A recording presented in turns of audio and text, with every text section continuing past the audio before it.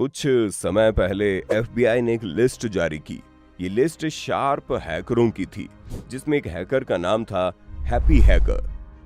असल में उसे हैप्पी हैकर कहने की एक सबसे बड़ी वजह यह भी कही जाती है कि उसकी जितनी भी तस्वीरें अब तक जमाने के सामने आई है, उन सभी में उसका चेहरा मुस्कुराता हुआ ही नजर आता रहा है।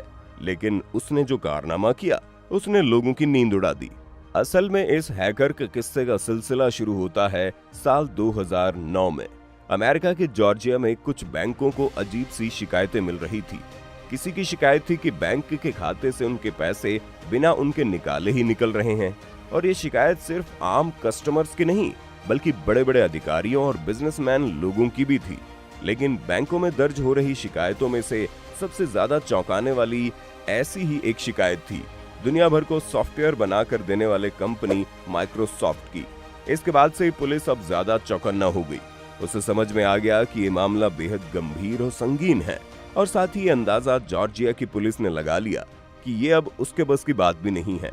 लिहाजा इस बेहद गंभीर मामले को लेकर एफबीआई अलर्ट हो गया। एफबीआई ने जब शिकायतों के अंबार को देखा तो वे भी चौंके बिना नहीं रह सके, क्योंकि तब तक करीब 60 मिलियन कंप्यूटर हैक किए जाने की शिकायतें दर्ज हो चुकी थी, जिनसे जुड़े खातों को खंगालकर उन्हें करीब करीब खोखला किया जा चुका था। और ये सब कुछ हुआ महज 3 साल के भीतर।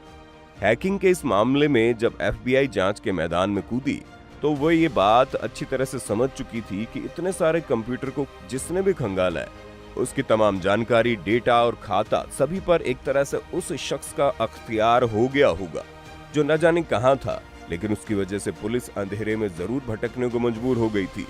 एफबीआई की ये जांच कहती है कि इस हैप्पी हैकर ने महज 3 सालों के अंदर अपने एक साथी के साथ मिलकर 2009 से 2012 तक $6 बिलियन यानी 3 खरब 5 अरब 66 करोड़ 6 लाख रुपए अलग अलग खातों से हड़प लिए थे। ये इतनी बड़ी रकम है कि इसे शायद गिनने में आम लोगों को शायद इतना ही वक्त लग जाए जितने समय में इसे चुराया गया।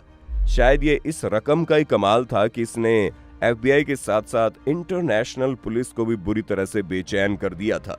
एफबीआई के सामने सबसे बड़ा सवाल यही था कि आखिर ये है कौन जिसने पूरी दुनिया के पुलिस के साथ साथ दुनिया की तमाम एजेंसियों की भी नींद चुरा ली है। ये एक ऐसा छलावा था जिसकी परछाई तक की जांच एजेंसियों को पता नहीं चल पा रही थी। लगातार कई दिन और कई रातों तक दुनिया भर के तमाम हैकरों की कुंडली खंगालते खंगालते एफबीआई के एजेंट परेशान हो गए थे कि तभी उन्हें एक सूचना मिली। खबर थी अल्जीरिया में एक हैकर है हमजा बैंडेलाज। अब एफबीआई के तमाम एजेंट जो इस प्रोजेक्ट पर लगे हुए थे, सबके सब इस नाम के पीछे पड़ गए। कुछ ही समय में कोई जानकारी निकालने वाली एफबीआई ने देखते ही देखते हमजा बैंडेलाज का भी सारा अतीत निकाल लिया। हमजा 20 साल का एक सॉफ्टवेयर इंजीनियर था। ये भी पता चला कि उसके खिलाफ हैकिंग करके लोगों के खातों को खाली करने का भी शक है। इसी शक के आधार पर अमेरिकी एजेंसी अब इसके जुड़े कारनामों की एक नई लिस्ट तैयार करने में जुट गई। साथ ही हमजा के पीछे भी एफबीआई का एक एजेंट लग गया। महीनों भटकने के बाद एक एफबीआई एजेंट किसी तरह हमजा तक पहुंचने में कामयाब हुआ और उसने खुद को भी एक हैकर साबित करके हमजा का भरोसा जीता और मिलकर हैकिंग करके खास तौर पर क्रिमिनल लोगों के खातों में सेंध लगाने की प्लानिंग करनी शुरू कर दी। उस दौर में एक नया सॉफ्टवेयर चलन में आ चुका था, नाम था स्पाई आई। असल में डार्क वेब पर मौजूद इस सॉफ्टवेयर को खुद हमजा और उसके साथी ने तैयार किया था, और इसी सॉफ्टवेयर के जरिए इन लोगों ने दुनिया भर में वर्चुअल डाका डाला। हमजा का भेद खुल जाने के बाद एफबीआई के एजेंट ने अब एक नया प्लान तैयार किया ताकि हमजा को गिरफ्तार किया जा सके।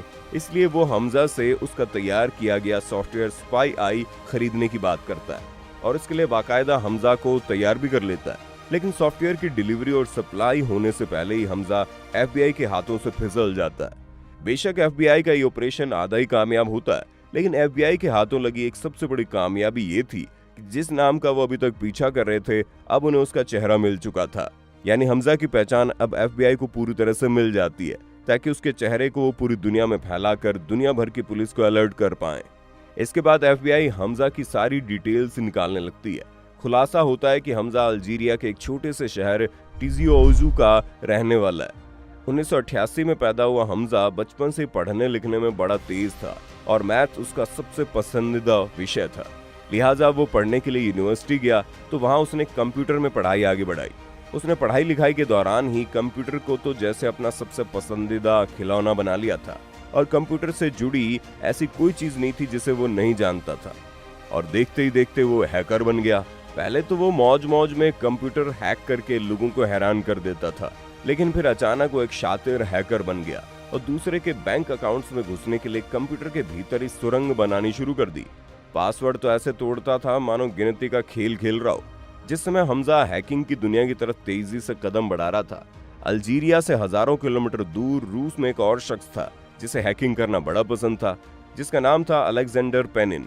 इसकी उम्र भी ज्यादा नहीं थी, वो 25 साल का था, यानी दोनों ही करीब करीब हम उम्र ही थे। एफबीआई की तफ्तीश यही कहती है जिस सॉफ्टवेयर स्पाई आई के जरिए हमजा ने दुनिया भर के कंप्यूटर्स को खोखला कर दिया, वो असल में पेनिन ने ही तैयार किया था। लेकिन जिस वक्त वो इस सॉफ्टवेयर को लगातार अपडेट कर रहा था, तभी पेनिन को हमजा के बारे में पता चला। दोनों के शौक एक जैसे थे, दोनों की फितरत भी एक जैसी थी, लिहाजा दोनों के बीच जल्दी ही यारी भी हो गई। जब दो दीवाने मिल जाएं तो फिर दुनिया का कहां डर। लिहाजा दोनों ने मिलकर उस सॉफ्टवेयर को बनाया अपना हथियार और निकल पड़े दुनिया को खोखला करने। ये लोग वायरस के जरिए लोगों के कंप्यूटर में एंट्री करते और पूरा कंप्यूटर ही हड़प लेते। लेकिन 2009 में शुरू हुए इस सिलसिले को 4 साल बाद यानी 2013 में अचानक इनकी रफ्तार को ब्रेक लगता है। 8 जनवरी 2013 को हमजा अपनी नई बीवी के साथ छुट्टियां मनाने के लिए मलेशिया गया था। प्रोग्राम यह था कि मलेशिया से उसे कायरो जाना था। रास्ते में थाईलैंड पड़ा। शातिर और शार्प हैकर हमजा इतना होशियार और चौकन्ना रहता था कि अपना फोन कभी भी एक दिन से ज्यादा इस्तेमाल नहीं करता था, जिसकी वजह से उसको ट्रेस कर पाना किसी एजेंसी के लिए मुश्किल हो पाता। एजेंसियों की नजरों में धूल झोंकने के लिए वो अक्सर सैटेलाइट फोन से बात करता था। मलेशिया से छुट्टी मनाने के बाद उसे कायरो के रास्ते से जब थाईलैंड में अपनी फ्लाइट चेंज करनी थी, तभी एयरपोर्ट पर तैनात इंटरपोल के अधिकारी ने उसे पहचान लिया। इसी वजह से पुलिस ऑफिसर ने उसे और उसकी बीवी को एयरपोर्ट पर ही रोक लिया, जहां मुस्कुराकर हमजा सब कुछ बता देता है और पुलिस उसकी बीवी को छोड़ देती है और वो 8 जनवरी 2013 को गिरफ्तार हो जाता है। उसके बाद इंटरपोल एफबीआई से बात करता है और यहाँ से शुरू होती है 5 महीने की न रुकने वाली एफबीआई की दौड़ भाग। इतने नामी और शातिर अपराधी को हाथ से जाने न देने की जिद ने एफबीआई के एजेंट्स को परेशान कर दिया। मई 2013 को हमजा को अमेरिका के अटलांटा लाया गया, जहां उसके खिलाफ मुकदमा चलता है। 2 साल तक चले मुकदमे के दौरान एफबीआई ने हमजा के खिलाफ जो सबूत दिए, उसके मुताबिक हमजा और उसके साथी पेनिन ने 217 बैंकों से करीब 60 मिलियन खातों को खाली करके $4 बिलियन की रकम लूटी थी। अदालत ने जून 2015 को हमजा को इतनी बड़ी रकम का लुटेरा घोषित करते हुए उसे 15 साल की कैद की सजा सुनाई, साथ ही $10 लाख का जुर्माना भी लगाया। हमजा को जेल भेजने के बाद अब एफबीआई की टीम उसके साथ पेनिन की तलाश में जुट गई। कामयाबी के लिए ज्यादा नहीं भटकना पड़ा और जुलाई 2013 को ही अटलांटा एयरपोर्ट से एफबीआई ने पेनिन को भी गिरफ्तार कर लिया। पेनिन पर भी मुकदमा चला और उसे भी जेल भेज दिया गया। इसी बीच सोशल मीडिया पर एक अफवाह तेजी से वायरल हुई, जिसके मुताबिक हमजा को फांसी दिए जाने की बात हवा में फैली। साथ ही हमजा को रॉबिन हुड का खिताब दिया जाने लगा। मुहिम के साथ साथ बहस छिड़ गई कि ये तो गरीबों का मददगार है और अमीरों को लूटकर गरीबों को पैसा देता रहा। खबर तो यहाँ तक फैली कि हमजा ने फिलिस्तीनियों की मदद की। इसकी जांच फिर शुरू हुई तो ऐसा कोई सबूत और सुराग किसी को नहीं मिला कि आखिर इतनी रकम लूटने वाले ने सारे पैसों का किया क्या।